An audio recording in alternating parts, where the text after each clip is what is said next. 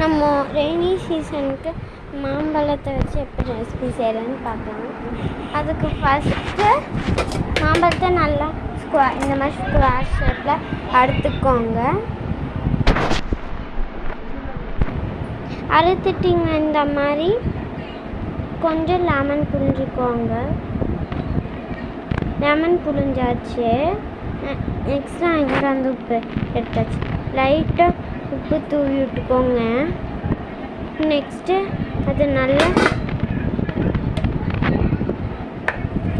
இதை நல்லா வதக்கி விட்டுக்கோங்க. நெக்ஸ்ட்டு இதை சாப்பிட்டு பாருங்களேன் எவ்வளோ